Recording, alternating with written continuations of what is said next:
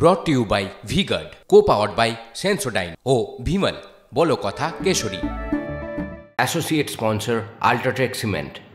ভোটের ময়দানে সন্দেশখালী থেকে একের পর এক ঘটনা এবং সেই সন্দেশখালীতে বের মজুরে যেখানে দিনের পর দিন বিক্ষোভের ছবি আপনাদের সামনে তুলে ধরেছিলাম, সেই বের মজুরে নাবালিকার সঙ্গে অশালীন আচরণ এবং শ্লীলতাহানির অভিযোগ উঠল।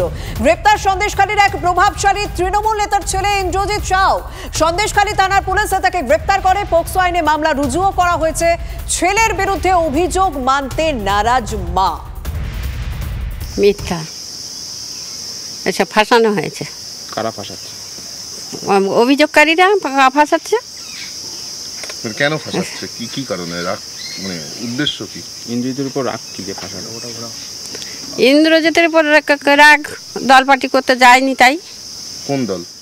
কোন দল? নতুন দল আসছে যেই দল। কি দল সেটা? বিজেপি। সন্দেশখালীতে প্রায় প্রত্যেক দিনই যখন পরিস্থিতি উত্তপ্ত হয়ে উঠছে তখন আরও একবার শ্লীলতাহানির অভিযোগ এবং সেই ঘটনায় অভিযুক্ত এক প্রভাবশালী তৃণমূল নেতার ছেলে। স্বাভাবিকভাবে রাজনৈতিক চাপানো তো নতুন করে শুরু হয়ে গিয়েছে। সন্দেশখালী মানেই সন্ত্রাস, সন্দেশখালী মানে যৌন নির্যাতন। সে যৌন নির্যাতন করার সময় বয়স মানে না।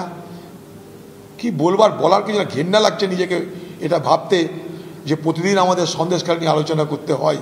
কোন বাংলায় বসবাস করছি?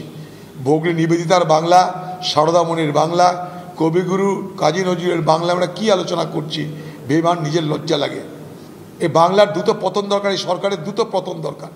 এই সরকারকে দ্রুত উৎখাত করতে না পারলে এই বাংলায় এ যন্ত্রণা, এ জ্বালা, এ ধর্ষণ, এ অত্যাচার চলতেই থাকবে। সন্দেশখালীর পরিস্থিতি কি এখন সামনে আসছে? তৃণমূল কংগ্রেস তো একটা জালি ভিডিও সামনে এনে গোটা নির্বাচনে মানুষের দৃষ্টিকে অন্যদিকে ঘোরাতে চেয়েছিলেন। মুখ্যমন্ত্রী এখনও সন্দেশখালীর নাম উচ্চারণ করছেন, কিন্তু ওখানে সিবিআই ক্যাম্প বসে যাবার পরে যেভাবে মানুষের ঢল নামছে, যেভাবে মানুষ জানাচ্ছে তাদের দুঃখের কথা, আক্রমণের কথা, এবং তৃণমূল কংগ্রেস পুলিশকে সঙ্গে নিয়ে যে কাজ চালিয়েছে তার বিবরণ, তাতে তো রাজ্যবাসী প্রকৃত চিত্রটা বুঝতে পারছে। Trinamool Congress zero tolerance two corruption নিয়ে চলে। আপনারা দেখেছেন যে অভিযোগ থাকলে, তার সার্কামস্টেন্সিয়াল এভিডেন্স থাকলে শেখ শাহজাহান, শিবু হাজরা, উত্তম সর্দার, যারা তৃণমূল কংগ্রেসের নির্বাচিত বিভিন্ন পদের জনপ্রতিনিধি, তাদেরকেও কিন্তু তৃণমূল কংগ্রেসের প্রশাসনই অ্যারেস্ট করেছে।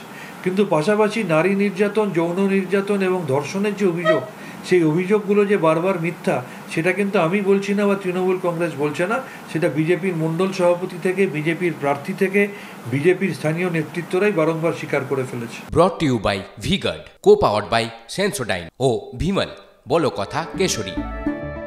Associate sponsor Ultratech Cement।